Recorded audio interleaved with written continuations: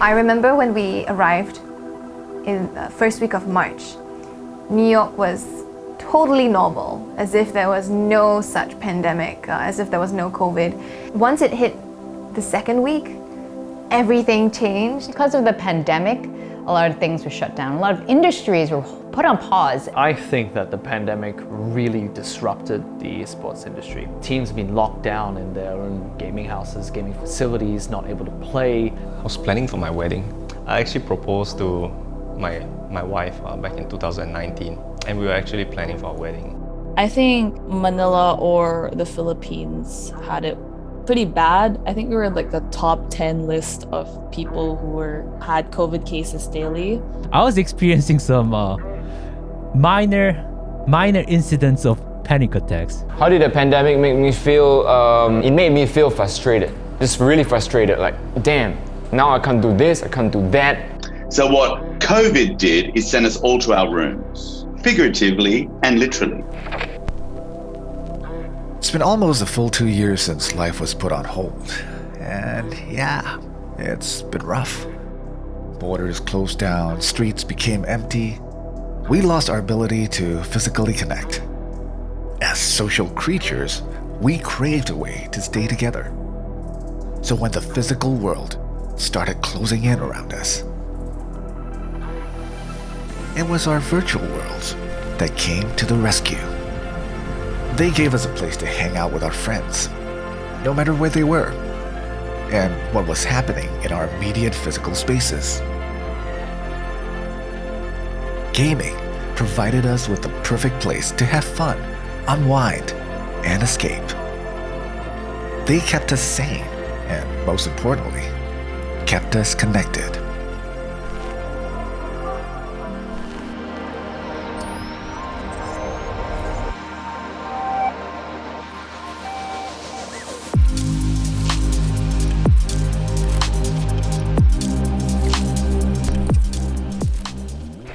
In March 2020 was when everything got really bad with COVID all around the world, so we had to come back home to Singapore, and I left. I stopped working in the first startup that I was in, decided to stay in Singapore just to be closer to family. I think nothing else really mattered at that point but family.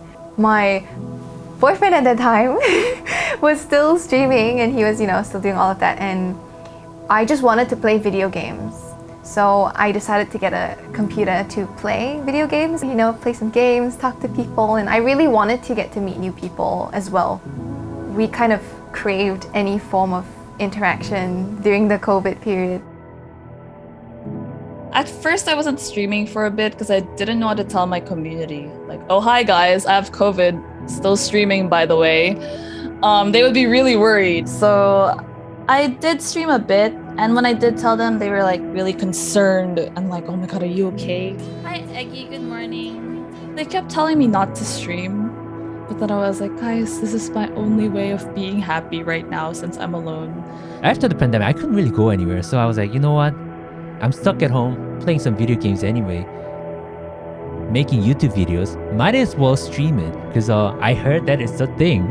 Yeah, that's how I got into streaming. I love your videos. What video? Wait, you know me? Dude, I watched your ramen noodle video. What did you think? It was great. That's Jimmy, holy. You sound like a teenage girl who just met Justin Bieber. I had some existing viewers from YouTube, so I had some viewers, in the very beginning of my Twitch career too. But yeah, that's how I really started streaming. Pre-COVID, we used to have tournaments very often, all over the world. But for players like me and most of the local players, we usually only travel to Asia. But unfortunately, due to the pandemic times, most of the tournaments all around the world has transitioned or transformed into a regional online tournament. So we kind of went from competing against others to competing within ourselves. The pandemic created a perfect storm that helped streaming, which was already huge, explode. Twitch has existed for a while now, and it was very predominantly focused on the gaming community. Again, the pandemic has accelerated that, and now you've got all these other categories that have really flourished because of it. I think unlocked this incredible thing which we call the passion economy, and folks might call the creative economy, but enabled us to be comfortable in our own skin to some degree, because we were able to see some new and rising celebrities and streamers that have become very, famous in their own rights with tremendous following. The lockdowns even pushed some people into full-time streaming careers.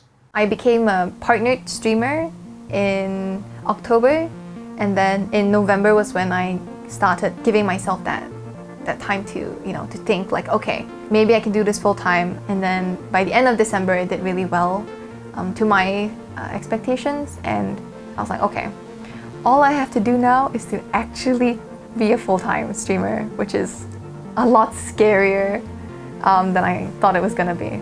I used to work as a concept designer for entertainment industries, like doing character designs for video games or movies, stuff like that. I ended up realizing that I like video games, but I don't like to work. I don't necessarily want to become like a designer for video games. I was just kind of looking for exploring different options to like somehow reroute that love that I have for video games. So I moved back from the US in 2020 in September, and that is because I thought to myself, hey, I could actually start making money from streaming and being a content creator. Me being in the US on a work visa, I'm not allowed to make money. So instead of taking paychecks from the company that I was working for, I gave that up completely. So the bi-weekly paycheck is completely gone. And then I moved back to Korea, started actually monetizing my channel. And yeah, am I making a fortune? Not really, but yeah, I'm pretty content. I like doing this. I don't know if it's just in our country or in other countries, but gaming is so big here. I don't think you guys understand. It's like huge. I even was on a billboard. That was like my lifelong dream. I didn't know video games could put me on a billboard in the future. I was like, oh my god, that's me! My poster was right above BTS. The pandemic also changed the way we view communities and how to stay connected. Chatting with strangers came back in a big way. Well, I think it's really good to have like a good community and friend group to grow with in this pandemic, or in streaming as well. Like, it's good to be surrounded by good people just to keep yourself positive, because we all know how this pandemic can affect us mentally and bring us down a bit, make us feel lonely or alone. I think whether it's Twitch or YouTube, I think people are looking for something that's more than just a person who can really play games. I think it has to be like a personality that they can relate to. I think that's the beauty of live streaming, because live streaming, unlike TV shows where they have like perfect makeup and perfectly prepared professional performers, these are like everyday people. I mean, most of those people are hyper authentic. So when they speak to camera or they speak to their communities, which are very, very loyal, they're doing it in a very, very authentic voice. It's not heavily scripted. Some of the biggest streamers and some of the biggest, most powerful streamers are actually just camera on living their lives, right? They're just camera on living their lives, and how fascinating is that? That's what I was wondering. I got into streaming, I think it was at the start of 2019. So the idea just crossed my head, like it's just something that I want to try. Not that I had any intentions to make money or living out of streaming, but it's kind of a way to interact with people, through chat, through the stream chat and stuff while playing. So it's more of, just solely for that rather than for any kind of practice purposes. Whoever it is that I watch on Twitch, it's like somebody that I can relate to, somebody who's not very far off from me. They don't necessarily look the most beautiful a lot of the times, like myself included. And I think that's the real beauty of it. Like it's a platform of on everyday people, like platform where you see like a partial reflection of yourself. Like you don't get that experience from watching Hollywood movies. It's so nice to see how viewers can be really connected to their streamer, or just really care a lot about a person they don't really know, like they just met them online, they just watch them, but they still have this connection to them. Happy birthday from Philippines. What's up? Mahal kita, man. Hi, Eggy. Good morning. Oh, he's almost dead. He's almost dead. Oh, 안돼 힐한다. Oh, let's go.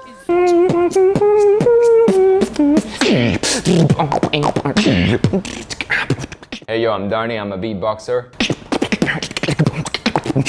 And also a gamer. I play CSGO, Global Elite, Face It level 8, one tap. Headshot percentage, like 70+%. Terrorists win. So after last year, I feel like the community has evolved in certain ways. The first, most obvious one is like the sense of awareness and the consciousness of how we took things for granted. And now, you know, we have like another, like we entered a different stage in life right now. I cannot say for everybody else, but like I can say like from my side, we are more aware of things and we are more grateful and more appreciative of what we actually took for granted. I'm really happy that esports is starting to get mainstream acceptance. Now it's really moving away from just being those like garage room setups and, you know, small expo events that will showcase these mini tournaments into full-fledged entertainment products. It now has become pretty much a sport itself, where people are genuinely invested in their favorite players, genuinely invested in their favorite teams, and their form of entertainment is not, you know, going to these one-off events or not just playing the game and having this as a side thing that's cool. They're genuinely interested in esports and are invested in the outcome of these tournaments. If you're a professional player and you are full-time training, traveling the world to compete in various competitions, this is likely your primary source of income. You need to win these events. Well, I think the thing that I learned from the Olympics, the stuff that I mean, obviously sport as an activity for the physical body and the mind and the spirit is very, very powerful. An athlete, what I've learned from many gamers actually is they approach, especially at the elite level, they approach competition exactly as I observed Olympic athletes or elite level athletes. They literally put blood, sweat and tears into their craft to be the absolute best they can be, not just to prove a point or not just because they really want to, but to put on a great show for millions of people who enjoy watching them perform at their very best.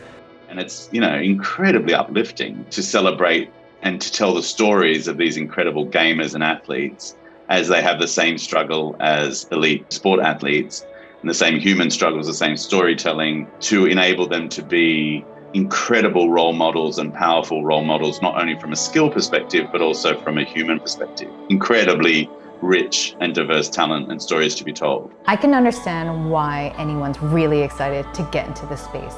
Even prior to the pandemic, the growth of gaming was already on a trajectory.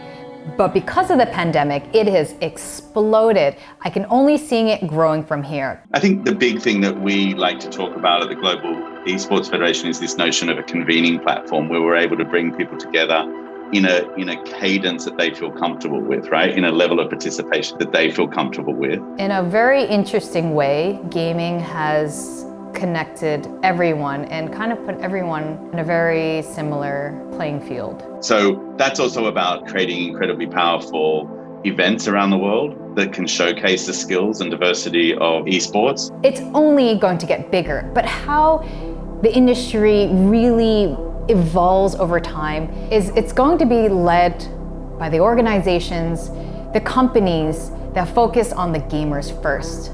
Gaming is so important to me. It's definitely my priority. Even if I wasn't streaming, which I don't necessarily consider a priority, I would still be working in the gaming industry. A lot of things connect people, culture, food, entertainment, but gaming is the one where people can really actually connect with each other in real time.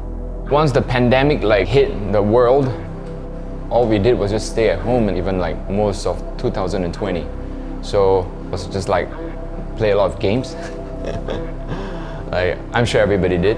So having that support network to fall back on, knowing that you have people you can talk to who are going through that same experience and be able to do that virtually while doing something you enjoy, which is a passion of yours, that is very relieving. And I love that now we're seeing more and more people understand that it is completely okay to not be okay. It hasn't been an easy 2 years. But video games helped the world stay connected when we were all cut off from each other. That's worth celebrating.